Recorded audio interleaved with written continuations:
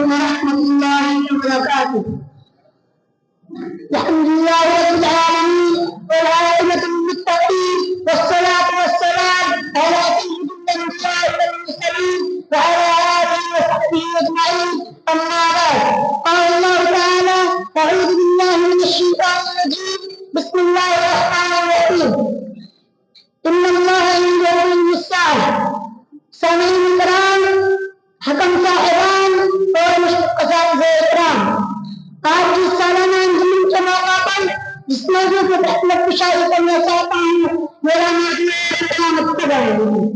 سامعین کرام، قیامت جو ہے دنیا میں پہلی بار اللہ رب العالمین کے حکم سے حضرت اسماعیل علیہ السلام جس سے دنیا کا تمام انسان کر جائیں گے. سوال کرتا ہے جائے گا، یعنی قیامت کا پہلا مرحلہ واقع ہوگا. اس کا علم اللہ رب العالمین کے سوا کچھ اور پتا نہیں. اللہ رب العالمین نے ارشاد فرمایا: بشک اللہ کے پاس قیامت کا علم ہے. اور اس قیامت کے علم کو چھپانے کی وجہ اللہ رب العالمین نے ارشاد فرماتا ہے: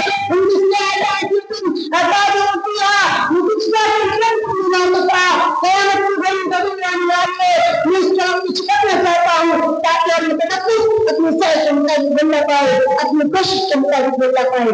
قیامت اچانک آئے گی.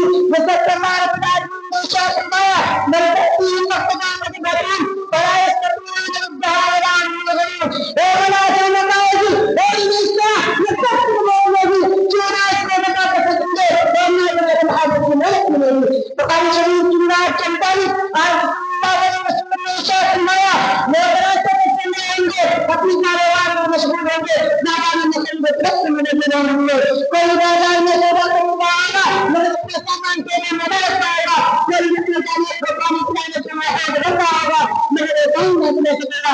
کوئی کھانا کھانے کے لیے بیٹھا ہوگا مگر اتنا مدد کو سے میرے مان لے گی کہ قیامت آ جائے گی. قیامت کے آنے کے وقت پہلا چیز ڈوبتے ہی دنیا کا سارا نظام برام برام ہو جائے گا. ایک نظام سے برام برام ہونے کے سر میں قرآن مجید میں فرمایا گیا ہے: نظام سے رسول میں کبھی آئے گا وہی اللہ کی ولی کی دقت قدم والا پہلے دنیا کا دنیا گیا میں تفصیل میں ایک کامیابی ہے. دنیا کہا گزرنے کی چیز میں بیٹھ جائیں گے سنا دنیا شاعرہ ان قیامت ہو جائے گی. سورہ واقعہ میں شاعرہ برای کے اللہ کی رجا اور جبال رستہ مکانت مکان کی رستہ جس کو زمین جنجو ڈالی جائے گی اور پہاڑ میں جانے کا وقت گبار کی طرح ہونے لگے. سورہ رمضان میں شاعرہ برای کے اللہ کی جانا وعدم اللہ کی رستہ جس سے زمین خوشبو لگی جائے گی اور اپنے پیٹ میں دوست نکال دے گی. وقال انسان مالا اور انسان کے رزق کو پانا ہے.